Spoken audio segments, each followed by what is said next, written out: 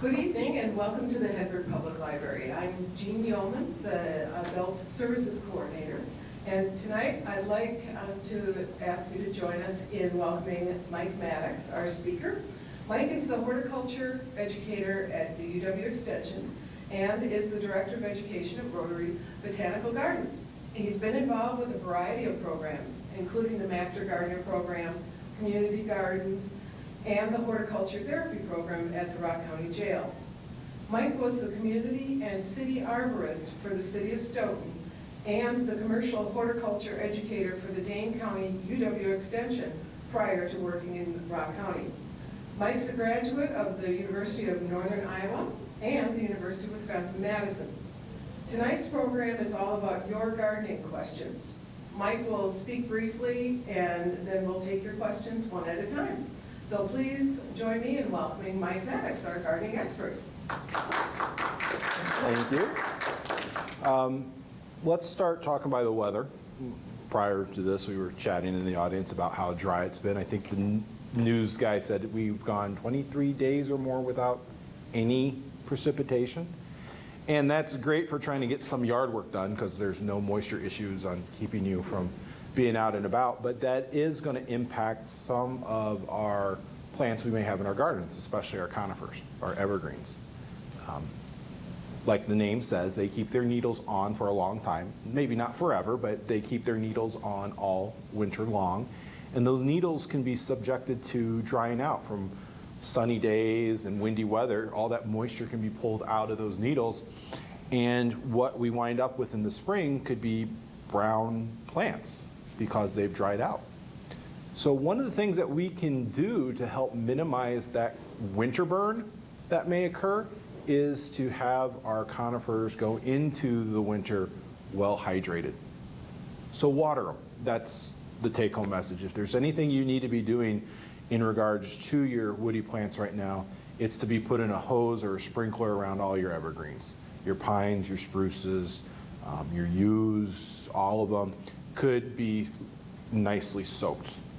And in order to do it, if you have a sprinkler or just some sort of hose, let it run and give it a good deep soaking so you can take like a really long-necked screwdriver and push it down through the soil so you feel like the good top 10 inches has been moistened. So that's probably the best thing you can be doing right now when it comes to watering for your plants. Otherwise, everything else should be going dormant. It's a really good time to be cleaning up your garden. I've been cutting down all my annuals and perennials that have been out there. I know I can leave some for winter interest like I do with my grasses and that, but a lot of the other stuff I just try to get out of the way so I have a good clean slate in the spring. Vegetable garden, get things cleaned up in there. Thankfully, we did not have any major disease problems this year like we did last year, but in order to keep that minimal,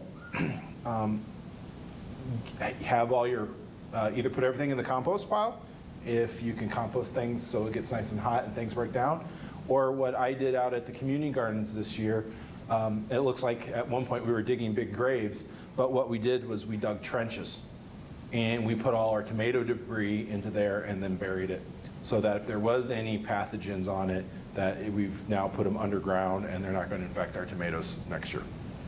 So, you know, we got the labor out there to do that. All right, so that's just kind of some opening comments. If we got some questions, we'll jump into that. Otherwise, I'll make up stuff. The community gardens, so you're talking about the ones out on 14 in the jail? Yeah, our community gardens we do are out there by the Sheriff's Department off Highway 14. I noticed that looked like it was totally abandoned. It's not abandoned, it's shut down for the year. We try to get, For this year. Yes, I try to get the front part of the garden done by Labor Day. But the gardens itself are open till the end of October. And then we'll work on, once all the renters are out, we'll work on renovating the beds this year. We have some plans to change some things around for next year. But yeah, we have 4+ acres out there, over 140 different plots, plus that ½ acre up front where we do gardening with the jail inmates, and another 1.5 acres in the back that we've expanded to work with the trustees in the Sheriff's Department. I should probably let you know that if you do have a question, if you wouldn't mind using the microphone over here, or else I can pass you this one so that we're able to tape it. Thank you, I appreciate it. Yeah. I've been reading about having your ornamental garden also be an edible garden. Mm-hmm. And one of the questions that I wanted to ask was whether blueberry shrubs were appropriate for our climate. Our area is kind of a drier spot and pretty well drained. So I'm wondering about the appropriateness of blueberries. Oh, sorry. No, this one. Okay, blueberries, are they good for our area? And I will be honest with you, I'm kind of a cynic regarding blueberries in our area. They like acidic soils. In fact, they thrive in pHs of around 5.5. We're floating around 7.5 as our base pH for our soil. They do like more boggy, marshy areas. We don't have a lot of those here. So they don't thrive here naturally. The one person I know in the area who has success with their blueberries, she dug a hole 6 foot deep, 6 foot wide by 6 foot wide, backfilled it with peat moss, soil acidifier, has a drip irrigation system on it, and then she has a huge net built over it to keep the birds from eating them. So by the time you look at everything she just invested in growing those blueberries here, I'd buy them where they come from, the middle part of the state naturally. Yeah, that'd be a lot better use of your resources. If you're looking for an edible landscape, look at some of the fruits that will grow here easily. Service berries or Saskatoons. Nice, easy woody shrub you can grow. Your biggest difficulty there is keeping the birds off of them, using some sort of netting. But that's a nice alternative berry to do instead of blueberries. As for other things, like for ornamental edibles, there's a lot of information on that right now. And there's a lot of good books and websites and resources that have developed to support people trying to do double duty in their yards. There's a lot of information out there. Other questions from the crowd?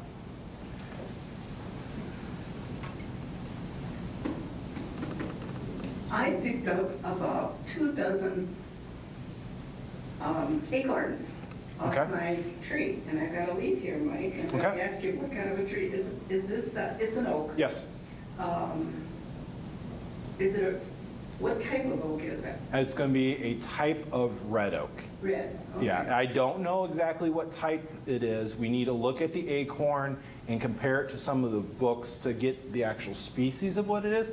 But one of the things that makes identifying oaks difficult but sort of fun at the same time is some of the species can hybridize.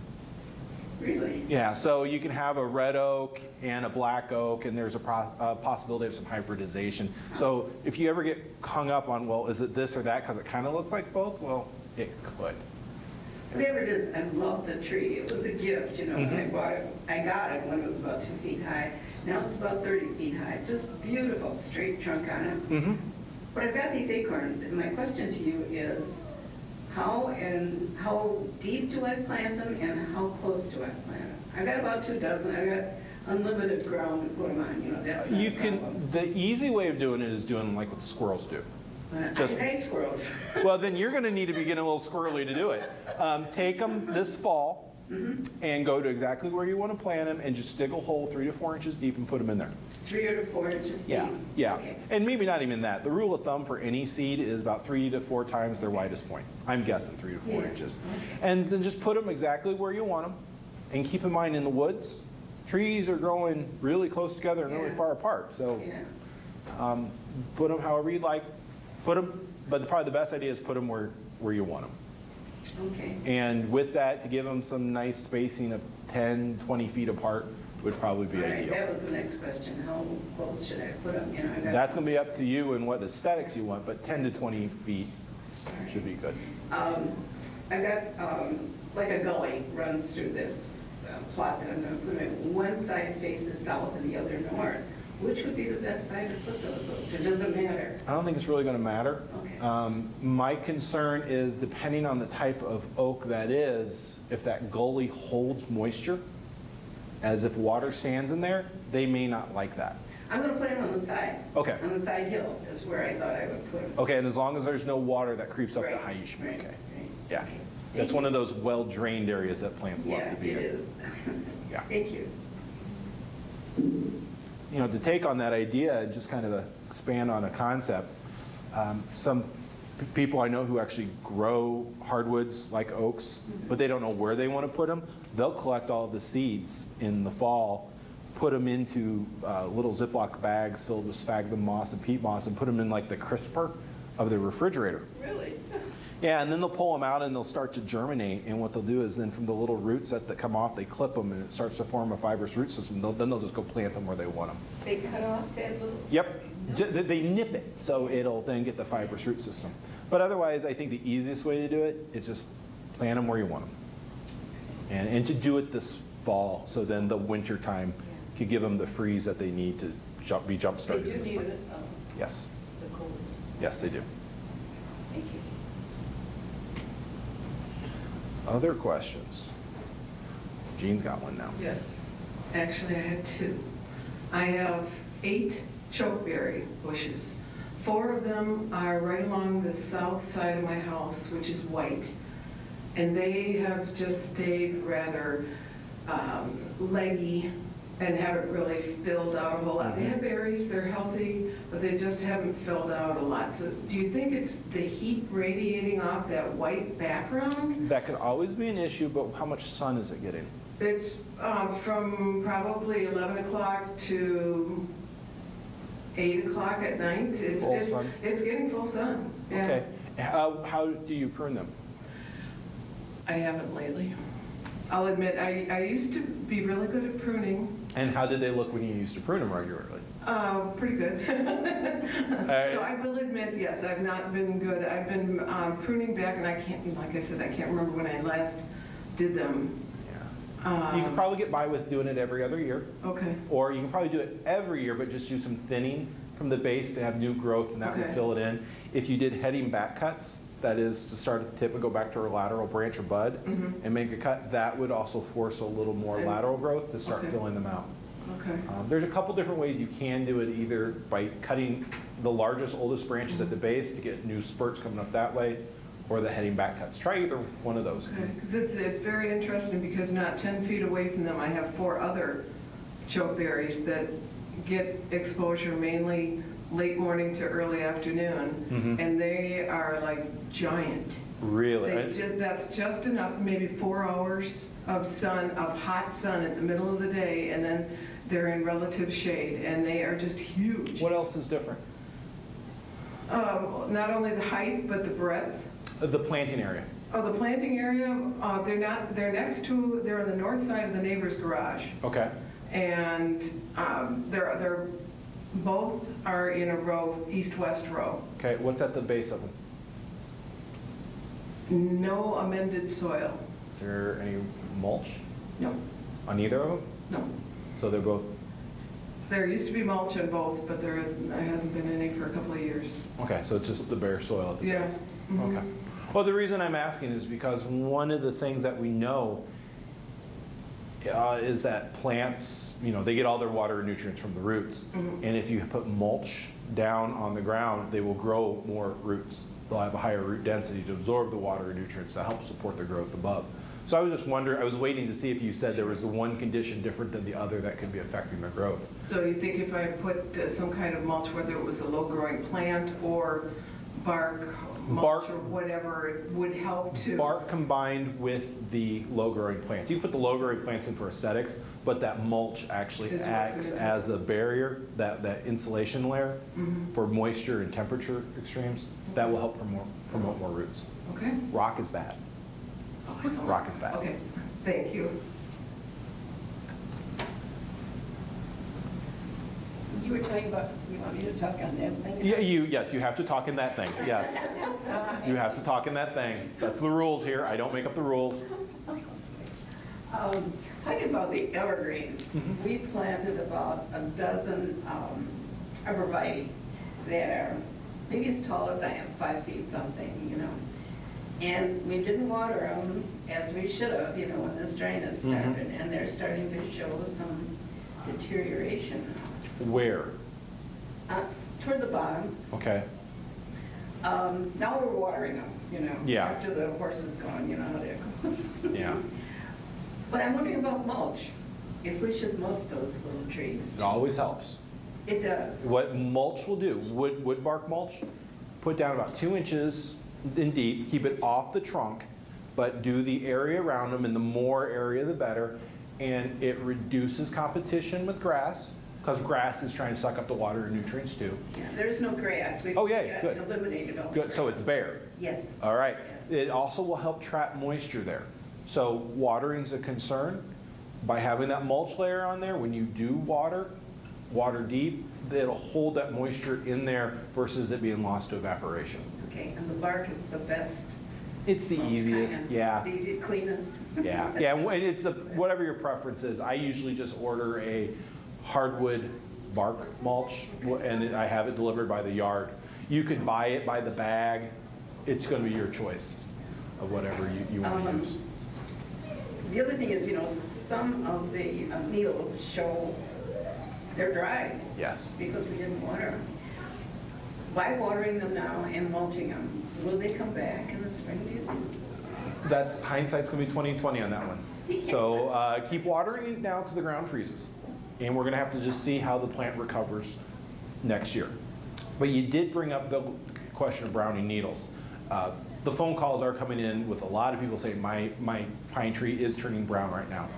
If it's in the interior of the plant, to the older needles in the center, on pines, on spruces, on arborvitae, they lose their oldest needles in the center. So if the browning you're seeing is from the interior of the plant and it has like 2 or 3 years worth of needles on the outside, that's natural for this time of year. But what you're describing sounds like, oops, I should have been watering it. Yeah. Yeah, and we're just keep watering it. And mulch. And mulch. And no fertilizer, just water, mulch, and let's see how it recovers for next They're year. in pretty good soil. It's a clay loam. Yeah, so maybe they've had more moisture there than what you thought, but keep up with the water. Well, they're showing the brownness, you know, Yeah. the dryness. So. Keep up with it. Let's see if they recover. And consider it lesson learned. Okay, the other thing I want to plant as kind of a hedge is privet. It's not too late to put that in, is it? No, not for that. Okay. No, you can put that in until the ground freezes. And again, just keep things watered right now, but you could still be planting any kind of deciduous woody plant up until the ground freezes, and it should Would be you fine. consider privet a woody plant? Oh, it would be woody, yeah, it would be. Yeah. It really grows, you know. I know somebody in town, in Footville, is near where I live, and she didn't know what she had, you know, and it's beautiful. It's 15 feet tall, maybe. Oh, yeah. You know. Yeah, that one could also be pruned quite frequently too to keep it shorter If down. you want. Kind of like what we were talking about with the chokeberries. Either do heading back cuts where you just cut them back to the height you want, or just thin them at the base, right at the ground, and that keeps new growth coming. Well, I want this privet to grow. Okay. Well, it still never hurts to prune them. I see a lot of people just ignore all their plants. You should go out there every March-ish, and anything dead, broken, looking kind of funky, just always get that out, and just try to keep the cleanest, healthiest growth in place. Yeah. Well, we're going to alternate with these, this arborvitae. We had a couple of arborvitae, and then a space, and I was going to put privet there, and then some more arborvitae, like, you know, so That'll be fine. I'll get a pretty good growth Is out of it. deer an issue out there? No. Good, because you both, I think, are pretty much deer food. Yeah, we've got deer, but we've also got dogs. Oh, good. As long as those dogs are doing their job, you should have Yeah. a border. Thank you. Questions? I have another one that has to do with my lawn. Can you Okay. answer one of those? Yes, I can. Let's go for it. Nothing, my lawn hasn't been dethatched or any kind of treatment on it recently, and I've noticed that there are a lot of holes, and especially in the area where the water drains up the eaves and Okay. next to the neighbor's fence. are the animals picking that area because it's more damp and then they can move the soil better? What's going, and I'm not giving you a clear question here, I'm sorry about that, but are they digging the holes because it's damp there, it's easy for them to move? And then also, if I find, what can I do to keep them from digging the holes? What's the animal? I don't know, I'm thinking chipmunks or something. They're not very large, they're maybe 3 to 4 inches in diameter. I'm thinking probably squirrels. Do you think squirrels? Okay. Yeah, oh yeah, squirrels right now, they're busy right now squirreling away for the winter. So how can I keep them from digging holes there? They're squirrels. You can't. Okay, all right, I have to get You can't. No, you can't. But what else what my mind was thinking about was sometimes when you have holes being dug, or in other cases it looks like somebody's rolled your sod, rolled your grass up, sometimes you can get grubs. And what you do is you get raccoons or skunks coming in, and they're doing the damage. But that doesn't sound like the damage you're describing. No, okay. Then the other question that I kind of started asking earlier was about the lawn. Nothing's been done in terms of treating it. It's very hard and very uneven. Yeah. Yeah, so what would you recommend I do to? How old is your lawn? How old's the house? The house was built in the 20s.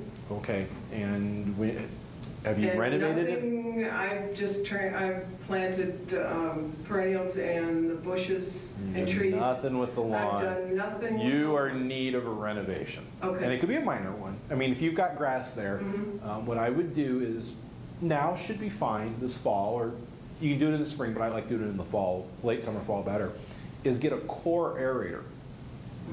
It's not a thatching thing. What it does is it pulls up the little plugs Sure. and leaves, it looks like goose poop on your lawn for a day or two.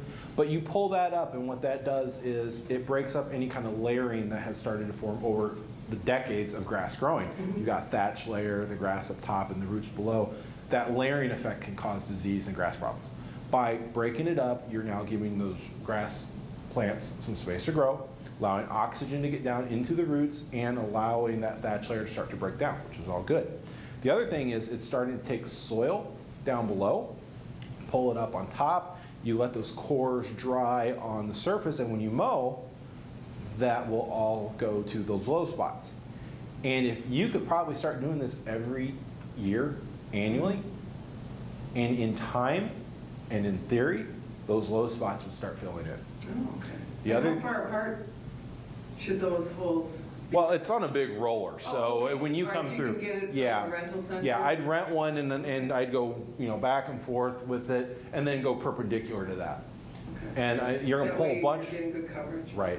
And then what you can do is if you do core aerating in late August, September, you can do it now, but if you do it in late August, September, you can then come in and overseed with a grass mix, like some new Kentucky bluegrass, and start mixing in a new blend of grass into your lawn, and that helps kind of reinvigorate it. If you've got an old lawn, you've got old grass, this brings in some of the new, more disease-resistant varieties that have been developed. Okay, So thank you. go with that.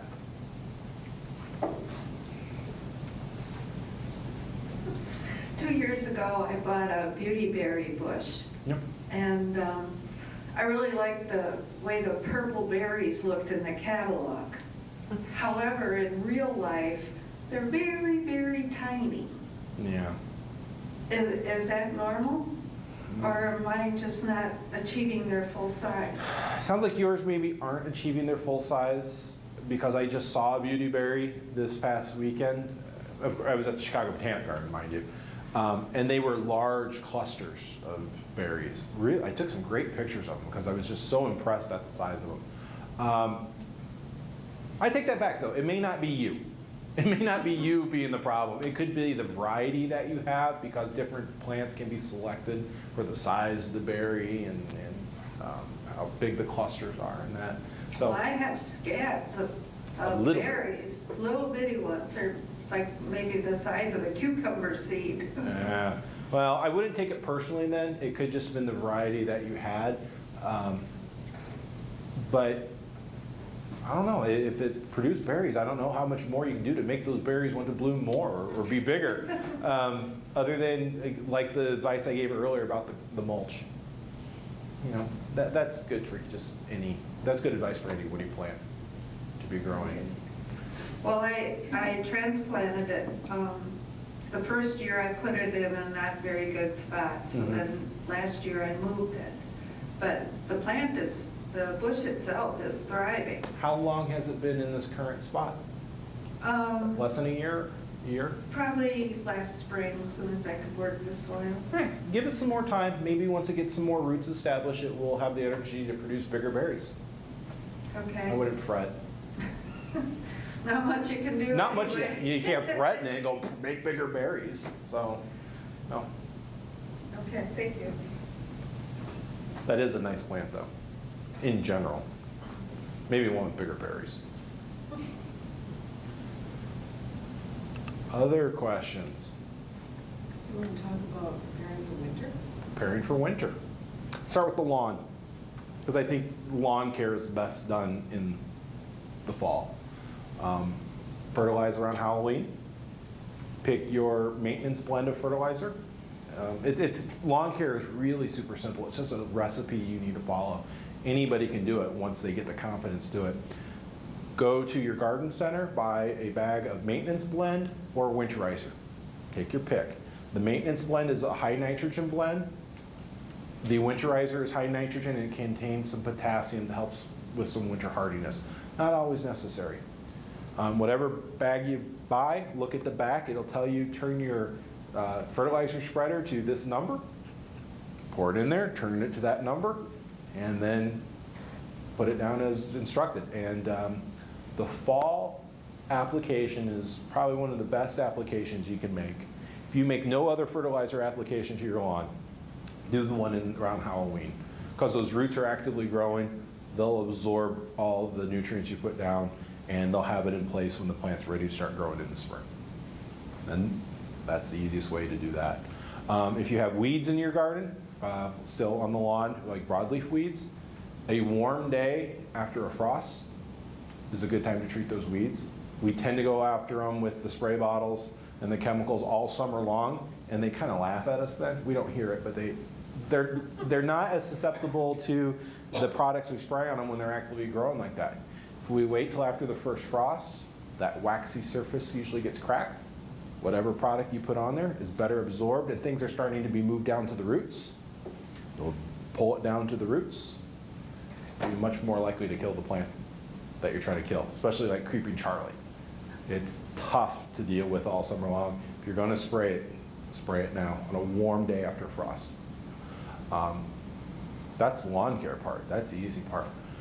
We talked about watering our evergreens. Keep up with that. You can still plant them, but really there's nothing else we need to do with our trees and shrubs. Mulch, yeah, mulch is good. And maybe wrap them. If you've got small, thin bark trees right now, rabbits, voles, they might do some feeding on it over the winter time, so get some hardware cloth or just some sort of tree wrap and wrap the base of them. I learned this one from the hard way of not remembering to do it, where I've come out the spring and it's all chewed away. So wrap things before the snow falls. Take it off in the spring. For the vegetable garden, as we mentioned a little bit earlier, just keep pulling up the debris you have. You can put it on the compost pile. But some of the other things, and this is kind of a different way of looking at it, lay things flat on the ground and let it freeze, and let it freeze solid. Because then, and if there are any pathogens in there, that freeze is likely to kill them. Some of the mistakes people do make is if they do put it on their home compost bin, sometimes the centers of those things don't freeze solid. And so if there is any disease in there, it might linger in there. If you're lazy, you leave stuff and call it winter interest and take care of it in the spring. Otherwise, if you want to try to minimize your work in the spring, I've actually been mowing over a lot of my garden. I know that's not probably good on my lawnmower. One of these days I'm going to design a completely mowable garden.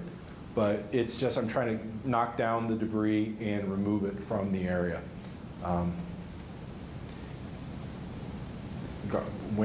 Winterizing your garden, I've always felt, is pretty easy. So just kind of focus on cleanup. And if you are going to put mulch down, let things, you can procrastinate a little bit on that one too. Wait till the ground freezes solid, then put it on so it's in place in the spring. Oop. On the, our original farmhouse that we just gave up a year ago, there was about a 35-year-old sugar maple, gorgeous thing. Mm-hmm. And the current tenant decided she would put, well, a lot of concrete around it. Oh. And then, about this high, she built up a wall and filled it up with mulch going out pretty far. I've always heard that the rootlets that feed the tree moisture are out at the ends of the branches. Is that true or not? That's where they get the water. That's sort of true. That's sort of true. The root system of a tree is not like a taproot on a carrot. It does not go down really, really deep. Okay. The root system of a tree is very shallow. It's in the top foot of soil, and it's going out not only to the ends of the branch of the tree, but beyond that, depending on the species, 2, 3, 4 times the height of the tree in the soil. So those roots are going way far out, and it's those feeder roots that are way out there that are doing the feeding, absorbing the water and nutrients, and moving it back to the tree to support the tree. And if she covered that area around the tree, you still got feeder roots way out there.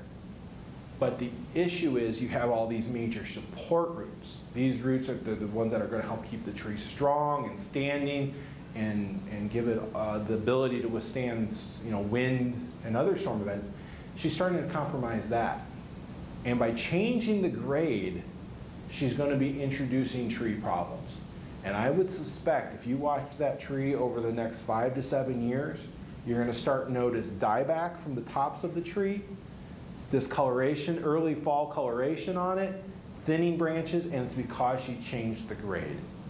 And because she's now suffocating these roots up close to the tree. Yeah, they can still absorb water and nutrients up here, but if they're dying up in this area, these are become useless. Well, that's exactly what's happening. They used to be the most gorgeous, big tree. You walk under and it was like it was fluorescent almost. Yeah. But now I notice the heart of it way up high. The leaves left early. Yeah. And there's bare branches. Watch it, because it's probably going to have a little thin spot. That's going to be a bald spot, and you're going to have a lot of dieback from the top down in the tree. And at this point, then, once the damage is done, there's nothing you can do to reverse it. It's one of those things you can prevent it from happening, but once the damage has been inflicted, you can't. Yeah, it just breaks my heart because it was such a beautiful thing. The other thing I wanted to talk to you about, grass. About a year ago, we got this new little house, and we planted what they called no-mow grass. Okay. It's a fescue. Okay. And it's worked pretty good. In the grass seed was ryegrass as a carrier. Yes. We were told, that this grass seed is so fine that they needed something else to help it. And it worked really good. We only mowed the grass, and mostly because of that ryegrass coming up, about 2 or 3 times. It looks very healthy. I'm really delighted with it. I don't know, does that take any special attention? I would give it 1 fertilization a year. Now would be the best time. Okay. With all grass, I really encourage people just at least fertilize it once per year. And usually the fall is the best, is that what you told us? Yeah, I prefer it around Halloween. Everybody's gung-ho in the spring to do it. Yeah. Do it in the fall. We're all glad to get out of the house. Yeah. And what you'll probably find with time is the perennial ryegrass, which does keep coming up. It's actually kind of a wimpy plant. It is. It's probably going to disappear with time. By mowing. By mowing, yeah. You're just going to mow it out, and every winter it's just going to heave a little bit more out. It's got really lousy roots. And you're probably going to eventually get just your fine fescues growing. Well, that grass is just fascinating. Yeah. Does it flop on you, kind of take a gentle metal look? No, it hasn't gotten that high yet. Really? I think because of the dryness. Yeah. I did the no mow. Did you? And I had to mow it on occasion. I didn't do it all the time. No. But on occasion, it would just get a little floppy, and it was nice, but I thought, I need to mow it, because when you mow it, it kind of forces things to get a little denser, but you just don't have to do it as often. No. I don't know if it's the dryness this year, but it seems like it's stooling out, you know, and it's real flat. Yeah. Kind of, it isn't growing tall like your bluegrass does. No, it'll get floppy. See, that's it. It will take on those tufted, floppy looks. It will after a while. Yeah, well, and you know, something that's really cool to do with it is if you can get your hands on some bulbs called squill or scilla. They're tiny little bulbs. Sure, I You know can some. plant those in your lawn, and they'll come up through it, and you can start creating a bulb lawn through that. And that has a beautiful effect, Oh, sure. especially in the spring. Sure.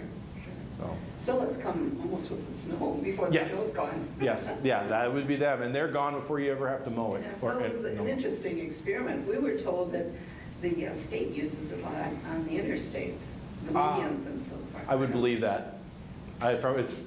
They're probably using a type of fescue or fine fescue out there to minimize the amount of mowing they have to do. Sure. Yeah, sure. but it's a wonderful component for the yard, and it's a lot lower maintenance than Kentucky bluegrass. You won't have to do the core aerating that you would have to do because it doesn't form a thatch layer. Well, see, it's been in about a year now, and, well, not even. We planted it spring, you know, and it really looks nice. Yeah, give it 2 to 3 years growth. You'll probably be really impressed Yeah. with it. Nice then. color. Yeah, Nice color. it'll get denser too, but it's a good, those no-mow blends, those fine fescue blends are nice grasses to have. They don't take a lot of wear and tear, so the grandkids, dogs, don't have them playing football out there on a regular basis. Okay. You know, they can do it on occasion, but it doesn't recover well from too much traffic. So just keep that in mind. Shallow rooted it must be, is it? A little bit. It just doesn't, the crown of the plant though, that causes where the growth does, it's very sensitive and just doesn't recover from abuse the way Kentucky bluegrass would. Other questions? Any general comments you need me to make? I'm trying to think what's going on. You know, she was talking about her berry bushes. Mhm. What about treating them as orchardists sometimes do apple trees, where you maybe take some of the blossoms off? And I then think that's they- an awful lot of blossoms you're going to need to be doing Is to it? redirect growth. Is it? Okay. Yeah, but that does remind me of a couple questions that have been coming into the office. One is apple treatments, and the other one is treating trees for emerald ash borer. So let's try to do those both. First of all, as of today, I still have not heard of any emerald ash borer found in Rock County. Yay! It's across the state line, and it's elsewhere in Wisconsin, but it's not in Rock County. So we're not actively recommending you needing to do anything to your ash trees. But some people are still concerned, and other people are wanting to treat their birch trees for Japanese beetle and their linden trees for Japanese beetle. The time to do those treatments is now. And you can go buy a product called containing imidacloprid. There's now a couple products out there with the brand names. I think Bayer Advanced Tree and Shrub Insect Control is one. And then I believe Fertilome offers another one, but if you read the fine print, it says imidacloprid, IMIDACLOPRAD, small print. Follow the instructions on it, but basically you take the bottle, depending on the size of your tree, pour this many ounces into a bucket, fill the bucket with water, and then pour it at the base of your tree. And then that'll be absorbed into your tree. It takes a couple months to get up into the branches and the leaves where they need to be, so that's why you put it on now. So it's absorbed, so by the time the leaves come around in the spring, it's in there. And then anything that would take a nip out of those leaves, like those Japanese beetles, they take a nip, then they would die. And that will minimize damage you would find in your tree. Do it yourself, home treatment. Very easy to do, and actually very cost effective. It's $20, $25 a bottle to do versus having somebody else come in and do it for you. That would be a good preventative procedure, wouldn't it? Yes, for Japanese beetle on those trees, and for emerald ash borer on the ash trees, which again, we're not recommending for ash trees right now, but definitely for Japanese beetle, it was useful. For the apple trees, and for the home apple grower who has just a handful of trees, one of the interesting things that have been introduced in the US, and I think it came from Japan, is something called apple bagging. and literally you put a bag over the little apple. And it looks as goofy as all get out. And when I first saw this introduced, I'm wondering, why in the world is this not becoming applesauce on the tree? You know, why is this work? It works. It works. And it allows you to grow apples without the need for spraying them. And it's really kind of neat because you can just use little Ziploc bags, sandwich bags, and when your apples have started to be forming on the tree in the early spring, you would want to go out there and thin them. So if you have a cluster of 3, you'd remove 2, leave the biggest one there. Take that bag, cut the little corners off the bottom so you have drainage, put the bag over it, over that little apple, and just staple it on there. Your neighbors are going to think you're crazy, but that apple will grow up in there without insect or disease problems. It's been the neatest thing I've seen, yet I'm just wondering, you know, if you're going to be out there with the stapler and some baggies, what will your neighbor say? So social faux pas in your neighborhood, notwithstanding, it's a neat thing to do. And if something I'm encouraging the home gardener to do, for example, when I came into the office today, I had a bag of apples sitting on my desk, and the guy was like, well, I sprayed them, and he showed me the list of things that he sprayed them with, and it was just a chemical cocktail of everything under the sun, and they still got disease. You know, you just sprayed them 3 to 4 times. You're spraying chemicals into the environment, which we're being conscientious of that, and it's costing you money, and it's not working. Okay, go buy some baggies, spend a couple hours, put them on the tree, deal with the mockery from your neighbors, but then have really great apples in the fall. So useful if you got a couple trees. Whole orchard, maybe not. Why do you think he had the problem after using all those chemicals? It's been the weather. Okay. You know, when he put it on, maybe it wasn't the most conducive for the weather. Maybe well, with the weather we had, it was so warm and everything was ahead of schedule. Things could have gotten on the plants before the first initial spray. There's a lot of different factors that could be into it. And they're plants, they're living creatures. We're dealing with diseases, which are living things, insects, which are living things. They don't follow the rules all the time. And just because you're following a spray schedule with a certain chemical cocktail doesn't necessarily mean it's always going to work. So I'm really pushing the bagging option. I think it's going to be kind of neat. I've actually planted some apple trees out at the Rock County farm, and I'm going to bag them when it's time because I want to see what it looks like. Well, I mean, I want to try it myself because I've seen it done, I've seen the results, I know it works, but I just want to do it so other people can see it too. So, but you can buy fancy bags, you can order them on the internet from Japan, and I'd like to see decorative bags myself if you're going to be doing it. Then you can just go to the store and be set to be good to go. Other questions? See, we've done turf, we've done evergreens, we've done deciduous trees, talked a little bit about the vegetable garden. What other topics? Okay, well, I had to reschedule. I had to miss. And one of the reason I had to miss, because I had the American Horticultural Therapy Association conference last week. It was in Chicago. And that was really close. I couldn't pass up not going to.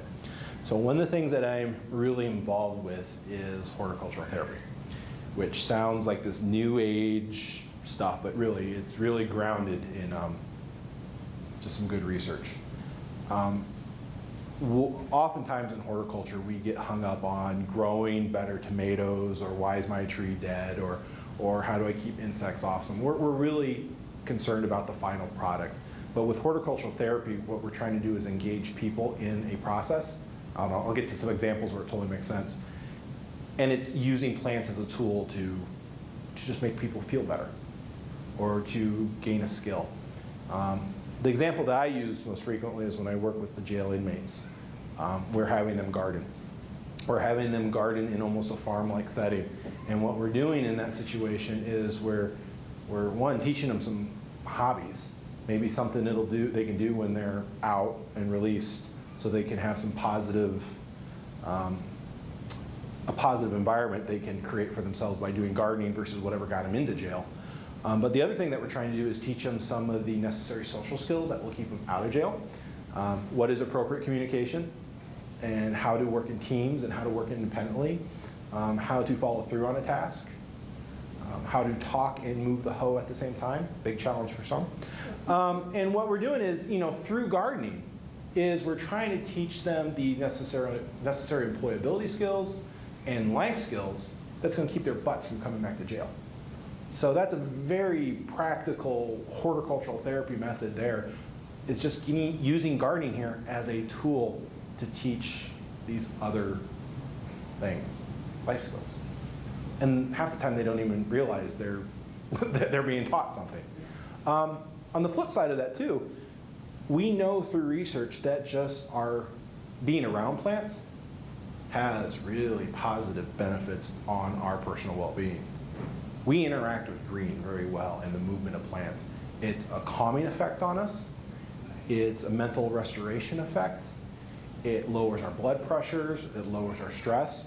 And if you start looking around the county, you don't have to go to big metropolises to look. Just look around the county and start to notice where they've incorporated views of trees from the windows, or they have houseplants brought into atriums, or where places can congregate and sit. I mean, this plant's really in need of plants. This room's really in need of plants, or a window, okay? But there is correlation that just by us being around plants or looking at plants calms us down and makes us feel better. And when we're working with individuals who are in jail, who are from the stress of being incarcerated, getting them out, working with plants, we get reports of when they go back in, being more attentive in classes, more responsive to the lessons that they're being given, and just overall better behaved for being out versus those who are not. So that's working with the incarcerated audience, but it applies for kids, it applies for adults. Gardening and hort therapy applies to nearly everybody at every stage of life. There can be some correlation. So that's where I was at last week and why I needed to reschedule. So, Where can somebody go who's interested in finding out more about hort therapy? Horticulture therapy. I'm actually doing a class series right now. It's in midway through where I'm teaching something at the gardens about it. But otherwise, if you hop on the internet, you can look up the American Horticultural Therapy Association, AHTA, and they have a website that will direct you to a number of resources. There's also a website called the Therapeutic Landscapes. That's a neat one to go look at, and it connects you to a lot of different information out there too, and a lot of the good research that supports some of the things we're trying to teach through it. Otherwise, when I say horticultural therapy, like I said, it sounds fruity, and I know that. I'm not really into the fruity, fuzzy stuff sometimes, but when I look at the results and how it benefits people, and actually the research that supports it, it's a tried and true method that can be applied to any number of people you're working with. And it doesn't need to be in a structured program like what I'm doing. It's just, if you're stressed out after a long day, go sit in the library garden for a while. You'll get benefits from that. Go hang out at Rotary Botanical Gardens. You'll get benefits from that. And that's one of the homework assignments I've given my classes, past classes. Go find a nice garden spot, sit there, and record how you feel. Again, it sounds a little fruity, but they're doing it. And then I said, go like sit in a parking lot and see the difference. And then find somewhere in between and just start to tune in to how you're reacting to the environment around you. It's a noticeable difference. I mean, it can affect your driving. There's more road rage in areas where, that are downtown, void of plants, versus road rage out on the open road surrounded by trees. That's been documented. People heal faster from hospitals when they view green space from their windows versus not. Students test better when they're able to have plants in the room versus testing areas where there's no plants. I mean, it's really kind of cool just what plants will do in the area. Employees who have a view of green space like their job more and get along better with their coworkers versus those who don't. So it's just kind of looking at all this correlating data on plants and peoples and how we need to incorporate them around us even more. I mean, when we're in Rock County, we're still very rural. We interact with plants all the time. But just imagine yourself in an environment that is void of plants. The hospital, jail, heck, even going into a big city and seeing what it is. It really does affect you there. We really have it kind of nice around here when you think about it from that point of view. So, it's been an hour. I filled it. If there's no more questions, let me just leave you with, if you ever come up with another question, contact me via the Rock County Extension Office. The phone number, 608-757-5696. Leave a message, either me or Master Gardener will get back to you. Feel free to stop in anytime. May not catch me there, but you can leave a message and somebody will get back to you. Or you can go to our website and send me an email, and you can communicate with me that way. Where you spend most of your time? The courthouse now. No, courthouse now. I've relocated my office up to there. Oh, did you? Yep, I have a door, which is wonderful. In a window? Yeah, and a window, and I now have a caller ID too on my phone, which is great. So because a lot of times I don't understand phone numbers, so now I get phone numbers, and it makes returning calls a lot easier. So yeah, catch me at the courthouse. All right, so Jean. Thank you. Thank you very much.